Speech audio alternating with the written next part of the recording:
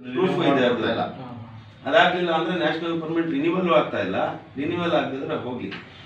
ಈಗ ಏನಾಗ್ತಾ ಇದೆ ಅಂದರೆ ನ್ಯಾಷನಲ್ ಪರ್ಮಿಟ್ ಯಾರೋ ಬೇಡಕ್ಕೆ ಬೇಡ, ನಮಗೆ ನಾವು ಲಾಂಗ್ ಓಡಿಸೋದೆ ಎಲ್ಲ ಕ್ಯಾನ್ಸಲ್ ಮಾಡೋ ಅಂದರೆ ಅವ್ರಿಗೂ ಹಾಕಿ ಅಂತ ಇದ್ದಾರೆ ಕ್ಯಾನ್ಸಲ್ ಮಾಡೋಕ್ಕೆ. ಇದು ದೌರ್ಜನ್ಯ ಅಲ್ವಾ ಇದು? ನ್ಯಾಷನಲ್ ಪರ್ಮಿಟ್ ಬೇಕು ಹಾಕಿ ಅಂದ್ರು ಅದೊಂಥರ ಮಾತು, ಕ್ಯಾನ್ಸಲ್ ಮಾಡಿ ಅಂದ್ರು ಹಾಕಿ ಅಂದ್ರೆ ಇದ್ರ ಅರ್ಥ ಏನು? ಯಾವುದೋ ದುಡ್ಡು ಎಲ್ಲೋ ತಗೋತಾ ಇದ್ರಂಗೆ ಅಂತಾಗ ಆಯ್ತು. ಇದು ಸರ್ಕಾರಕ್ಕೆ ಏನು ಗೊತ್ತಾ, ಎಲ್ಲಿರೋ ದುಡ್ಡು ಎಲ್ಲಿಗೋ ಯಾವ್ದು ಖರ್ಚು ಮಾಡ್ತಾವ್ರೆ ಯಾರಿಗೋ ನಮ್ಮ ಮೇಲೆ ಹೊರೆ ಮಾಡ್ತಾ ಇದ್ದಾರೆ. ಇದಕ್ಕೆ ನಾವು ಎರಡಕ್ಕೂ ಖಂಡಿಸ್ತೀವಿ. ಮತ್ತೆ ಡೀಸೆಲ್ ಬೆಲೆ ಏರಿಕೆನೂ ಅತಿ ಹೆಚ್ಚಾಗಿದೆ. ಈಗ ಆಲ್ರೆಡಿ ಯುದ್ಧದ ಸಮಯ ಅಂತ ಅಂದ್ಬಿಟ್ಟು ನಾವು ಸುಮ್ಮನೆ ಇದ್ದೋ. ಈಗ ಆಲ್ರೆಡಿ ಮತ್ತೆ ಬ್ಯಾರಲ್ಗಳು ಕಮ್ಮಿ ಆಗಿದ್ರು ಸರ್ಕಾರದವರು ಡೀಸೆಲ್ನ ಕಮ್ಮಿ ಮಾಡ್ತಾ ಇಲ್ಲ. ಇದು ರಾಜ್ಯ ಸರ್ಕಾರ ಕೇಳಿದ್ರೆ ಕೇಂದ್ರ ಸರ್ಕಾರದ ಮೇಲೆ ಹೇಳ್ತಾರೆ, ಕೇಂದ್ರ ಸರ್ಕಾರದವ್ರು ಏನು ಹೇಳ್ತಾರೆ ಅಂದರೆ ನಮಗೆ ನಾವು ಕೊಟ್ಬಿಟ್ಟಿದ್ದೀವಿ ನಿಮ್ಮ ಸ್ಟೇಟ್ಗೆ, ನಿಮ್ಮ ಸ್ಟೇಟ್ ಅವ್ರೇನು ಮಾಡ್ಕೋಬೇಕು ಅಂತ ಇವ್ರು ಹೇಳ್ತಾರೆ. ಇದಕ್ಕೆ ದಯವಿಟ್ಟು ಅಬಕಾರಿ ಶುಲ್ಕನ ಕಡಿಮೆ ಮಾಡಬೇಕು. ಅದಕ್ಕೋಸ್ಕರ ನಾವು ಏನು ಮಾಡಿದ್ದೀವಿ, ನಿನ್ನೆ ಸಂಬಂಧಪಟ್ಟ ಅಧಿಕಾರಿಗಳಿಗೆ, RTOಗೆ, ತಹಸೀಲ್ದಾರ್ ಅವ್ರಿಗೆ ಮತ್ತು AC ಮೇಡಮ್ಗೆ ಸಿಕ್ಕಲಿಲ್ಲ ನಮಗೆ, ಇಲ್ಲಾಂದ್ರೆ ಅವ್ರಿಗೊಂದು ಮೆಮೊರಿಯನ್ನು ಕೊಡಬೇಕಿತ್ತು, ಎಲ್ಲ ಕೊಟ್ಟಿದ್ದೀವಿ. ಮತ್ತು ನಮ್ಮ ಹುಣಸೂರಲ್ಲಿ ಲಾರಿ ಸ್ಟ್ಯಾಂಡ್ ಇಲ್ಲ, ಲಾರಿ ನಿಲ್ದಾಣ ಇಲ್ಲ ಇಲ್ಲವೇ. ಇದೇನಾಗಿದೆ ಅಂದರೆ ನಮ್ಮ ಹುಣಸೂರಿಗೆ ರೋಡ್ ಸೈಡ್ ನಿಂತ್ಕೊಂಡು ನಾವು ಬಿಸ್ನೆಸ್ ಮಾಡೋಂಗೆ ಆಗ್ಬಿಟ್ಟಿದೆ. ನಮ್ಮ ಟ್ಯಾಕ್ಸ್ ತಗೋತಾರೆ, ನಮ್ಮಿಂದ ಎಲ್ಲ ತೊಗೊಂಡು ನಮಗೆ ಒಂದು ಅನುಕೂಲವಾದ ಜಾಗ ಮಾಡಿಕೊಡ್ತಾ ಇಲ್ಲ. ಅದಕ್ಕೋಸ್ಕರ ನಿನ್ನೆ ಹೋಗಿ ಮಾತಾಡಿದ್ದೀವಿ. ನಮ್ಮ ಹೇಳಿದ್ದಾರೆ ಸಂಬಂಧಪಟ್ಟ ನಮ್ಮ ಮೇಡಮ್ ಅವರು, ನಮ್ಮ ಮುನ್ಸಿಪಾಲಿಟಿ ಕಮಿಷನರ್ ಅವರು ಹೇಳಿದ್ರು ಇದ್ರ ಬಗ್ಗೆ ನಾವು ಮಾತಾಡಿ ಏನಾದರೂ ಮಾಡಿಕೊಡ್ತೀವಿ, ಜಾಗ ನೋಡಿ ಅಂತ ಹೇಳಿದ್ದಾರೆ. ಅದಕ್ಕೆ ಪ್ರಯತ್ನ ಪಡ್ತಾ ಇದ್ದೀವಿ. ಇದು ಇಷ್ಟು ನಮ್ಮ ಬೇಡಿಕೆಗಳು. ಇದು ಬೇಡಿಕೆಗಳಲ್ಲಿ ನಮಗೆ ಮೇನಾಗಿ ಏನಂದರೆ ಈ ಹಳೆ ವಾಹನದ ಫಿಟ್ನೆಸ್ ನವೀಕರಣದ ಶುಲ್ಕ ಏನಿದೆ ಇದನ್ನು ದಯವಿಟ್ಟು ಕಮ್ಮಿ ಮಾಡಿಕೊಡ್ಬೇಕು ಸರ್ಕಾರ ಅಂತಂದ್ಬಿಟ್ಟು ಸರ್ಕಾರ ಮನವಿ ಮಾಡ್ಕೊತಾ ಇದ್ದೀವಿ. ಮತ್ತು VLTD ಬಟನ್ನು ಲಾರಿಗಳಿಗೆ ಬೇಕಾಗೇ ಇಲ್ಲ, ಅವಶ್ಯಕತೆಯೇ ಇಲ್ಲ. ಯಾಕಂದರೆ ಮೊದಲು ಏನಿರಲಿಲ್ಲ, ಇವತ್ತು ಎಲ್ಲ ಊರುಗಳಲ್ಲೂ ಸಂಘಗಳಿದೆ. ನಾವು ಏನಾದರೂ ಒಂದು ಫೋನ್ ಬಂದರೆ ನಮಗೆ ಆ ಸಂಘಕ್ಕೆ ಫೋನ್ ಮಾಡ್ತೀವಿ. ಪೊಲೀಸ್ನವ್ರಿಗಿಂತ ಮುಂಚೆ ಸಂಘದವ್ರು ಹೋಗಿರ್ತಾರೆ ಅಲ್ಲಿ. ಇದು ನಮ್ಮ ರಾಜ್ಯದಲ್ಲಿ, ನಮ್ಮ ದೇಶದಲ್ಲಿ ಎಲ್ಲ ಕಡೆ ಇದೇ ರೀತಿ ನಡೀತಾ ಇರೋದು. ಹಾಗಾಗಿ ದಯವಿಟ್ಟು ಇದು ಎರಡನ್ನೂ ತೆಗೆದು ಡೀಸೆಲ್ ಬೆಲೆನ ಸ್ವಲ್ಪ ಕಡಿಮೆ ಮಾಡಿ ಈ ಹಳೆ ವಾಹನಗಳು, ಹಳೆ ಮಾಲೀಕರಿಗೆ, ಹಳೆ ಲಾರಿ ಮಾಲೀಕರು ಹಳೆ ವಾಹನಗಳಿಗೆ ಓಡಲಿಕ್ಕೆ ಸ್ವಲ್ಪ ದಾರಿ ಮಾಡಿಕೊಡ್ಬೇಕು. ಯಾಕಂದರೆ ಇವತ್ತು ಒಂದು ಲಾರಿ ಬಿಸ್ನೆಸ್ ಅಂದರೆ ಅಷ್ಟು ಸುಲಭ ಅಲ್ಲ. ಉಳಿಯೋದು 30,000 ಅಂದರೆ ಖರ್ಚು 45,000 ಇರ್ತದೆ. ಅದರಲ್ಲಿ EMIಗಳು ದೊಡ್ಡದಾಗಿ ನಾವು ಕಟ್ಟಲಿಕ್ಕೂ ಆಗಲ್ಲ, ತೊಂದರೆ ಆಗುತ್ತೆ. ಇದನ್ನು ದಯವಿಟ್ಟು ಸರ್ಕಾರ ಈ ಹಳೆ ವಾಹನಗಳ ಚಾಪ್ಟರ್ನ ಬಿಟ್ಕೊಡ್ಬೇಕು. ಈಗ ಇಲ್ಲಿ ಇನ್ನೊಂದು ಏನಾಗ್ತಾ ಇದೆ ಅಂದರೆ, ಹಳೆ ವಾಹನ ಯಾಕೆ ಚೇಂಜ್ ಮಾಡಿ ಅಂದರೆ ವಾಯು ಮಾಲಿನ್ಯ ಅಂತ ಬಂದ್ಬಿಟ್ಟು ಬರ್ತಾ ಇದೆ. ಅದು ವಾಯು ಮಾಲಿನ್ಯಕ್ಕೆ ಎಫೆಕ್ಟ್ ಆಗ್ತಾ ಇದೆ. ಸಿಟಿಗಳಲ್ಲಿ ಹೊಗೆ ಜಾಸ್ತಿ ಬಿಡ್ತವೆ ವೆಹಿಕಲ್ ಅಂತ. ಏನರಿಂದ ಹೊಗೆ ಬಿಡ್ತದೆ? ಅದು ಇಂಜಿನಿಂದ ಹೊಗೆ ಬಿಡ್ತದೆ.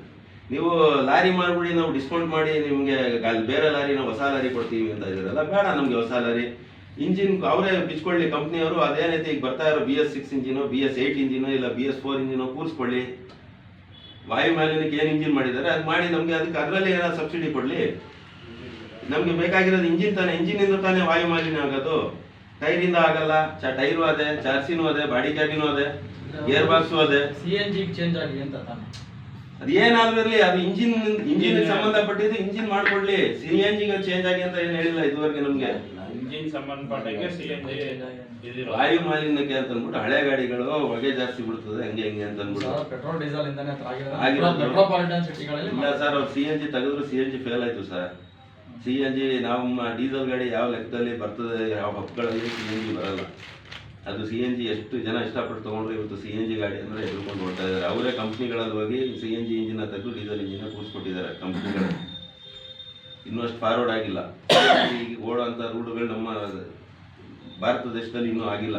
CNG ಓಡೋಂಥ ರೋಡ್ಗಳು ಇವತ್ತು ಖಂಡಾಲ ಘಾಟಲ್ಲಿ ಬಂದರೆ ಎಕ್ಸ್ಟ್ರಾ ಗೇರಲ್ಲಿ ಗಾಡಿ ಎತ್ತಲ್ಲ, ಬರಂಗೆ ಬಂದರೆ ಬರ್ತದೆ. ಡೀಸೆಲ್ಲು ನಿಧಾನಕ್ಕೆ ಬರ್ನ್ ಆಗೋಂಥ ವಸ್ತು. CNG ಸಡನ್ನಾಗಿ ಬರ್ನ್ ಆಗೋಂಥದ್ದು. ನಿಧಾನಕ್ಕೆ ಬರ್ನ್ ಆದಾಗ ಏನಾಗುತ್ತೆ, ಶಕ್ತಿ ಜಾಸ್ತಿ ಆಗುತ್ತೆ ಗಾಡಿಗೆ. CNG ಹಂಗಲ್ಲ. ಗಾಳಿ ಯಾವ ರೀತಿ ನಾವು ಹೊಗೆ ಬೆಂಕಿ ಕಳಿಸ್ತೀವಿ ಒಲೆ, ಆ ರೀತಿ ಬರ್ನ್ ಆಗೋಂಥದ್ದು. ಅದರಲ್ಲಿ ಶಕ್ತಿ ಕಡಿಮೆ.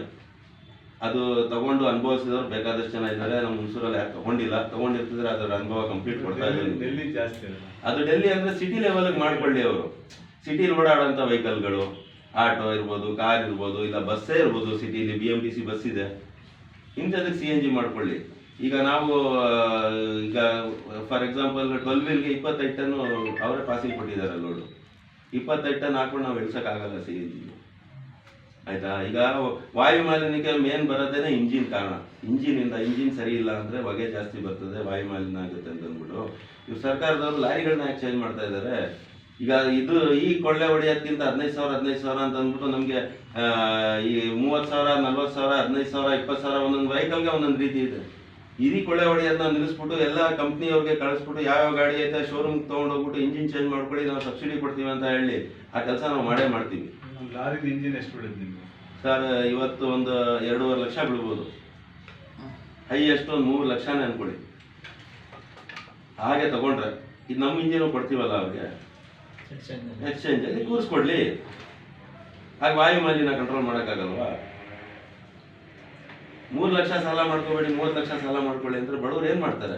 ಒಂದು 2008, 2009, 10 ಗಾಡಿ ಅವನು ಸಾಲ ತೀರ್ಸಗಂಡ ಎಷ್ಟು ಕಷ್ಟಪಟ್ಟಿರ್ತಾನೆ ಅಂತ ಅವನಿಗೆ ಗೊತ್ತು.